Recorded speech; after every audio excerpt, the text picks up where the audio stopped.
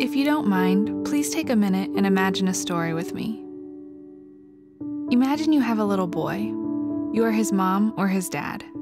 Your boy is about 5 years old. Imagine what his face looks like. Imagine his smile. Imagine how his eyes light up when he sees you. Now, like most 5-year-old boys, your boy is full of energy and has an unstoppable curiosity. One of his favorite things to do is run around and explore your backyard. Nearly every night he comes to the dinner table with a new rock, stick, or bug to show you. You love your son's curiosity, but there's one thing you fear.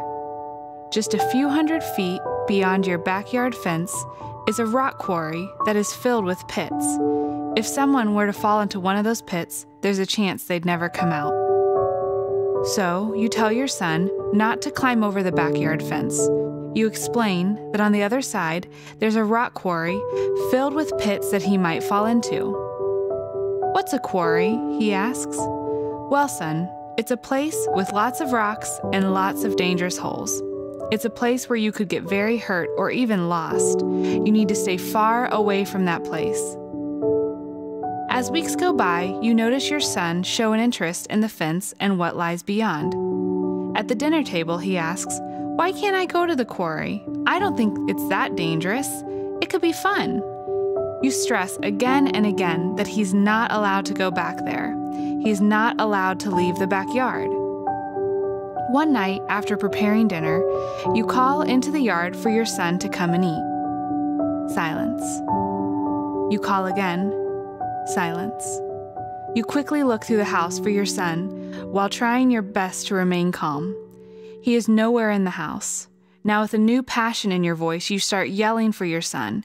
You run into the backyard, looking to see if maybe he is hiding under some leaves. Nothing.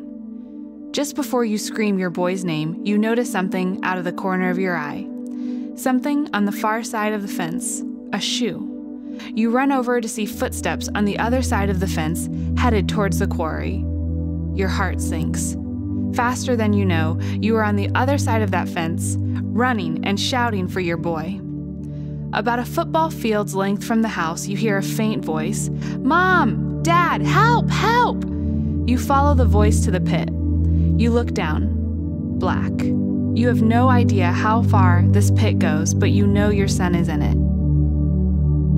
Now I'd like to share something with you. At nearly every church I've attended, it was understood that if you do not believe in Jesus Christ, you will go to a place called hell after you die. Once in hell, you cannot come out. No matter how much you scream for mercy or how much you pray, once you're in hell, you're not going to be leaving, ever. Most Christians I've met say God doesn't want you to go to this place. He loves you. You're His child. He would be heartbroken if you had to go to hell. But if you do go to hell, that's it. There's simply nothing God can do. Maybe He wants to save you, but He can't.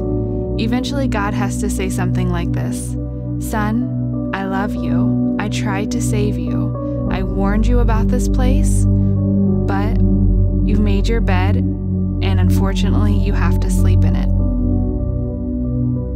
Back to the story.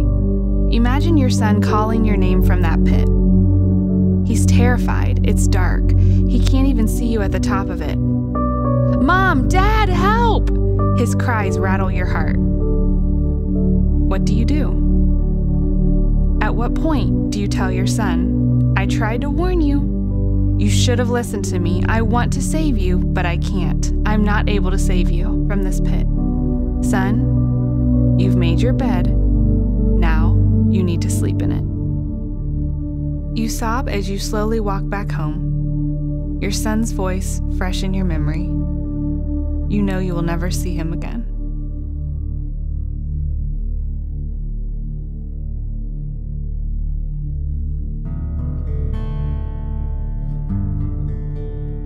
In the Bible, David was called a man after God's own heart. He knew God's heart better than most. He says in Psalms 139, verse 8, "If I make my bed in the pit, you are there." In the King James Version it reads, If I make my bed in hell, behold, thou art there. I know this may be hard to do, but if you don't mind, please take a moment and ask your Heavenly Father this question. Abba, Father, would you leave any of your children in that pit?